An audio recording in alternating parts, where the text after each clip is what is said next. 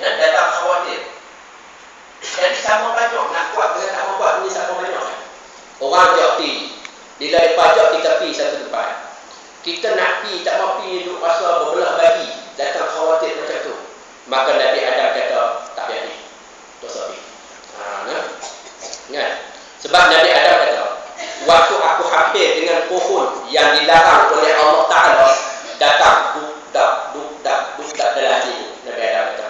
Tapi oleh kerana dipujuk juga oleh Hawa, makan juga. Buah pohon larangan yang dilarang oleh Allah, makan juga. Pasal Hawa kecek, pujuk. Kandak juga dengan Hawa. Pandai perempuan ni. Ya. Sebab ambil juga, kita berikutlah juga kan. Ya. Sebab tu Nabi Adam kata, bila kita nak buat satu benda, datang khawatir macam tu, tinggalkan. Kalau benda kebajikan, tak apa. Nak main semayang jemaah, nak pergi dah bawa asal mau nak pergi tak pergi. Kalau tu sapi dah, tak ada kan? Semayang jemaah. Nak main jemaah ni kebajikan tak main. Nak main dengan kuliah malam ni, duk asal nak pergi tak pergi sama banyak. Ustaz Ali kata, kalau duk asal tu tak sapi, tak semayang lagi. Kalau begitu lah. Benda-benda tu benda kebajikan kita tahu lah. Kita tak apa. Mati dalam haji tak apa. Mati dalam perjalanan nak naik ke masjid tak apa. Tak apa. Kita mati dalam keadaan tu. Mudah-mudahan mati kita tu mati dalam kebajikan. Orang tanya dia mati tak mana? Dia di atas jalan nak masuk masjid. Itu dia. Jadi masyarakat kata dia mati di mana? Accident depan masjid. Dia betul di atas jalan nak masuk sembahyang maghrib. Itu kampung. Tak apa. Mati dalam kebajikan tak apa. Ni orang tanya mati di mana? Mati di tapak pesta Pulau Pinang. Okey. Tak macam mana dia boleh mati di tapak pesta? Dia masuk dalam rumah tu. Tapak pesta Pulau Pinang dalam rumah tu. Kan? Tu tengok keluar kan? Masuk tengok ni. Masuk terkejutkan tu. Kawan pun dah menyakit dah. Rak ni sentak ke dalam tu. Kan? Tak tu lepas usul orang keluar mati ya. Orang main di TP. Orang TP tak tanya mati dia mana? Mati di Tanjung. Dah ada tapi dia di Tanjung. Tak ada. Dia pergi pesta. Jadi mati itu tak mau. Kan? Tempat nak mati pun tak elok. Jadi kalau lepas ada pergi pesta tu, atau suruh pergi tu benar. Okey. Jadi kita tolong dalam bentuk bagi pandangan. Nabi Adam kata, yang kedua, apabila kita nak buat sesuatu pekerjaan, Nabi Adam kata, tanya orang yang lebih tahu. Sebab Nabi Adam kata, kalau aku tanya kepada malaikat sebelum aku makan buah yang dilarang oleh Allah Ta'ala tadi ni, nescaya malaikat akan bagi tahu kepada aku. Tapi Nabi Adam dia tak tanya malaikat.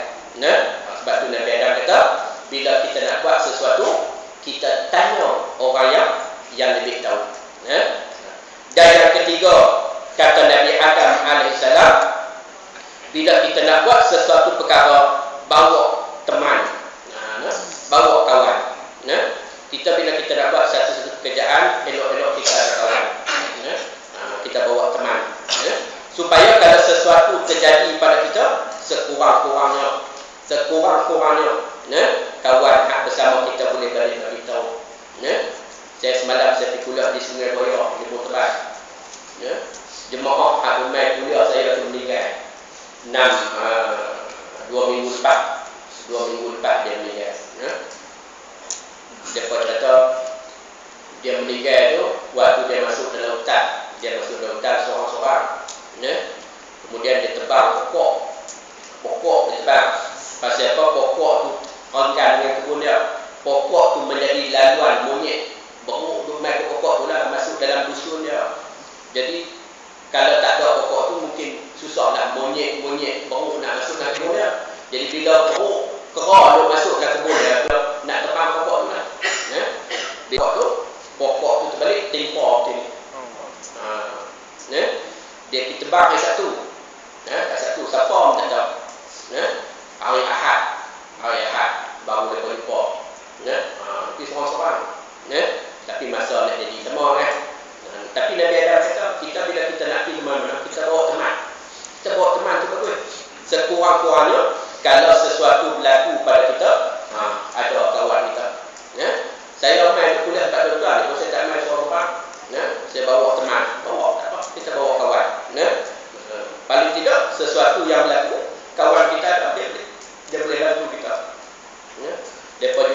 dia mati dah.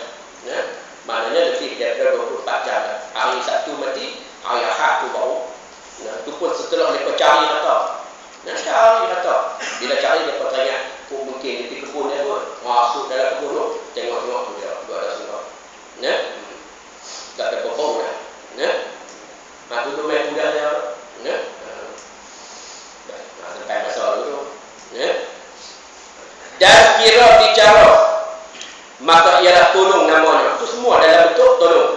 Dan apabila berbalas-balas memperkuat yang demikian itu, maka ialah tolong menolong namanya. Dan terbahagi ia atas dua bahagi. Yang kata tolong ni terbahagi pada dua. Yang pertama tolong menolong atas kebajikan. Yang kedua tolong menolong atas kejahatan. Jadi tolong ni pada dua jenis. Satu, tolong dalam bentuk kebajikan. Yang kedua, tolong dalam kejahatan. Tolong menolong atas kebajikan dan takwa itu disuruh oleh syarak. Yang syarak suruh kita tolong dalam bentuk kebajikan dan takwa.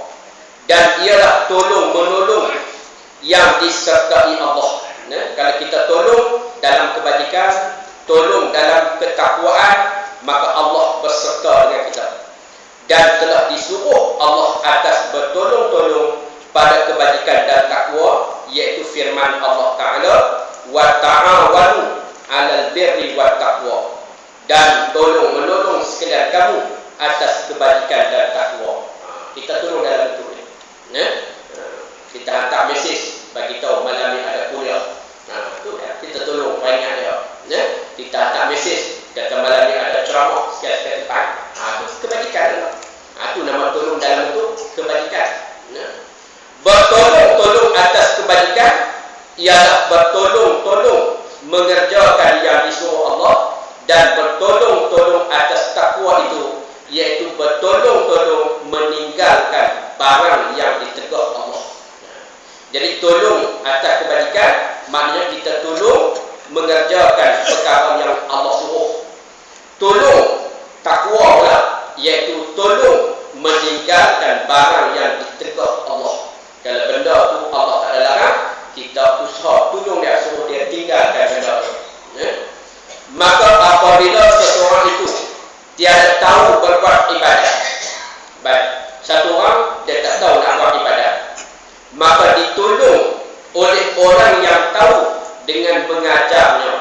Dan jikalau seorang itu tidak tahu apa yang haram, maka boleh orang yang tahu tolong menunjuk dan menegurnya. Kalau dia tak tahu buat ibadat, kita abang dia. Nah, hanya buat ibadat macam ni cara dia. Hang sembahyang kiam dia macam ni. Nah, takbir dia macam ni. Tunjuk dia.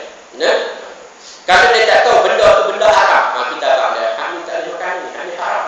Nah, dia kata aku tak tahu, aku ingat aku tak apa. Nah, dia dulu ingat tak apa. Nah, pasal dia tak tahu, kita tolong abang dia. Nah, kata benda ni tak dimakan ni, haram ni. Nah, dia kata ramai orang nak makan. Mereka pergi kat mereka. Kan? Esok mereka masuk makan, hanya masuk kau kan? Tak mahu. Jangan sekongkong dengan mereka, pergi kat mereka. Jadi kalau benda tu benda haram, dia tak tahu, kita tolong abang kan? Kan? Tolong menolong atas maksiat dan berseteruan itu ditegah. Yang ni syarat larang. Tolong pada perkara maksiat, yang ni syarat larang. Ataupun kita bertolong menolong dalam berseteruan. Tolong nak pergi mereka bergaduh. Juga ditegah oleh syarat kita. Sebagaimana firman Allah, wala ta'awanu 'alal ismi wal 'udwan, dan jangan bertolong-tolong sekalian kamu atas berbuat maksiat dan berseteru-seteruan. Kalau benda tu benda maksiat, kita jangan tolong, jangan sokong. Man dalla 'ala maksiatin maksiatun. Siapa nak tolong pada perkara maksiat, dia berdosa sama. Maka apabila seseorang Islam itu masuk ia memenangkan orang yang salah, maka ialah orang yang menolong berbuat maksiat. Dia tolong duk bela orang hak salah. Orang salah tu dia bela, sampai menang hak salah. Hak betul kan tak menang dia. Dia tolong pada perkara maksiat. Dan siapa-siapa masuk dalam memberi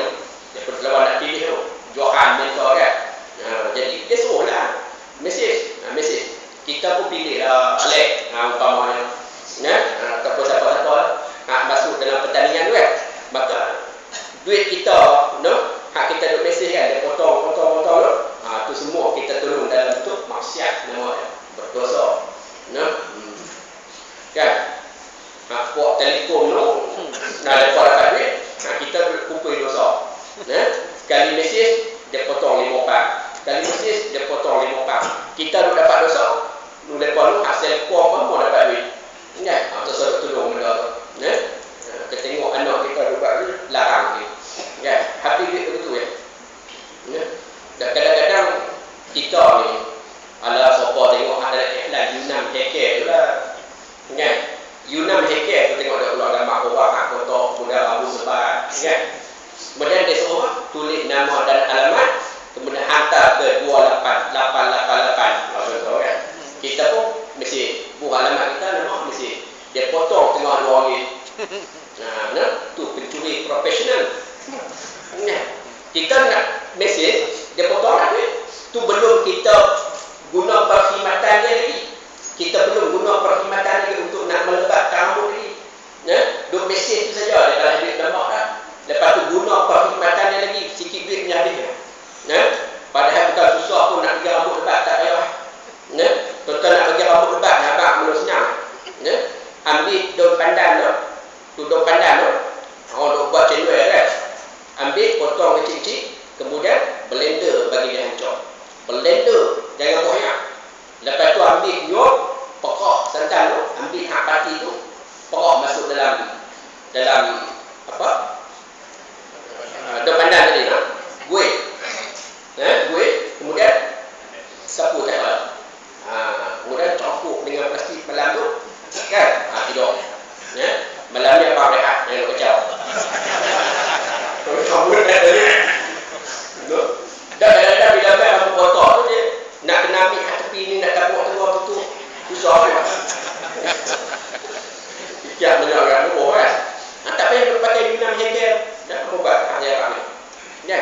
Allah Taala dia jadikan khazanah atas muka bumi ni semua ada manfaat, semua ada faedah. Cuma kadang-kadang kita tak tahu. Ya.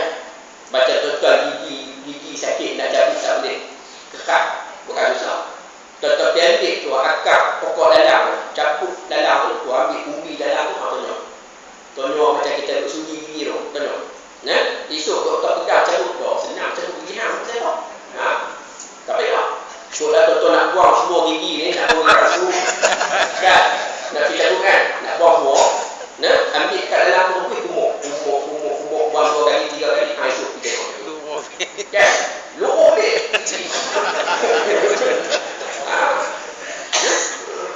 Kita ingat ladang ni tak ada faedah lah. Buat semua laman kan? Tak ada manfaat, ada faedah. Nah, itu pokok ladang. Nah, jadi Allah tak ada dia bagi gula tu. Kita tak payah buat bibit je. Pasal kau bibit. Nah, jam-jam dia tu. Okey. Tampaklah kita duk bibit pada benda maksiat. Nah? Jangan. Dan sesiapa orang yang menuliskan surat hutang riba, yang ni selalu kali ni. Bila orang buat urusan hutang ni, kalau